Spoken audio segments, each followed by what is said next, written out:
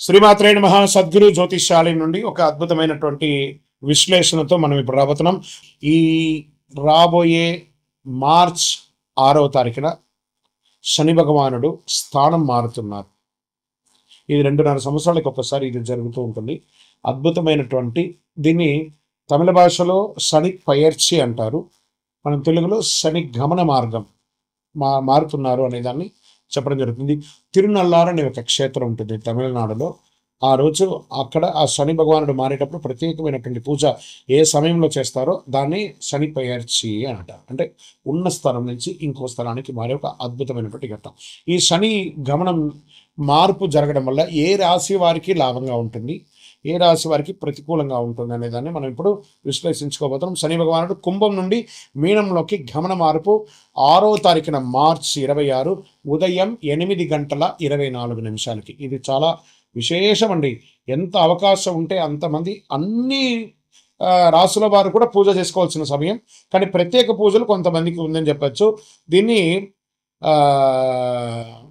ఏ రాశి వారికి ఆ శని భగవానుడు యోగాన్ని ఇస్తున్నాడు ఆ శని గమనంలో అని అంటే, శని లగ్నంలో ప్రవేశం జీవన దిశలో గంభీర మార్పు. ఎవరికి లగ్నంలో ఉంటాడో వాళ్ళకి ఇది ఉంటుంది. మీనరాశి వారికి చాలా ఉంటుందండి. ఆధ్యాత్మిక చైతన్యం పెరుగుతుంది. క్రమశిక్షణలో ఎదిగే అవకాశం ఉంటుంది. అంటే కుంభరాశి నుంచి మీనరాశి మీ రాశిలోకి రాబోతున్నాడు. కాబట్టి వృషభ రాశి వారికి లాభస్థానంలో శని ఉన్నాడు. దీర్ఘకాలిక పెట్టుబడుల ఫలితం, ఆర్థిక స్థిరత్వం కూడా ఉంటుంది.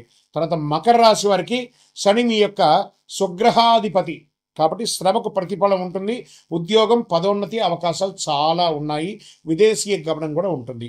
ఎవరు జాగ్రత్తగా ఉండాలి, ఏ రాశి వారు జాగ్రత్తగా ఉండాలంటే మిథున రాశి వారు కర్మస్థానంలో ఒత్తిడి, ఉద్యోగంలో బాధ్యతలు పెరుగుతాయి. జాగ్రత్త నిర్ణయాలు, అసాంఘిక కార్యక్రమాలు పాల్గొనకూడదు.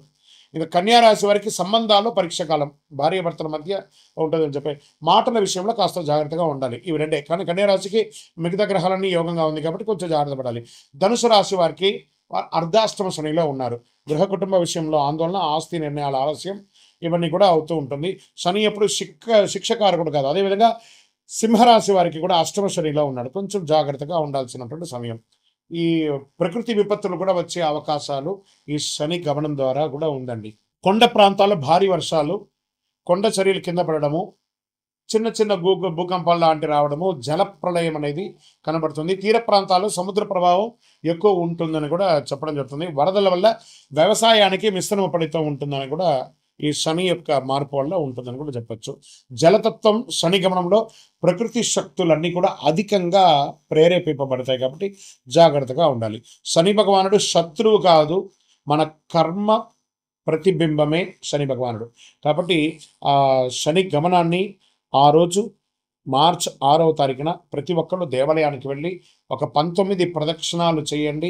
కాకధ్వజాయ విద్మహే ఖడ్గహస్తాయ ధీమహి తన్నత్ మంద ప్రచోదయాత్. నీలాంజన సమావాసం రవిపుత్రం యమాగ్రజం ఛాయామార్తాండ సంభూతం తన్నమామి శనైశ్వరం. ఈ యొక్క మంత్రాన్ని ఎప్పుడు కూడా మీరు పారాయణం చేస్తూ ఉండండి. చాలా అద్భుతమైనటువంటి ఫలితాలని పొందుతారు. ఇంకను మీ యొక్క వ్యక్తిగత జాతకం కోసం మా నంబర్ ఉంది చూసారా, ఆ నంబర్కి మీ యొక్క పేరు, date of birth, time of birth, place of birth చేసుకొని మా అపాయింట్మెంట్ కూడా మీరు ఫిక్స్ చేసుకొని మీ యొక్క వ్యక్తిగత జాతకం కూడా మీరు తెలుసుకోవచ్చు.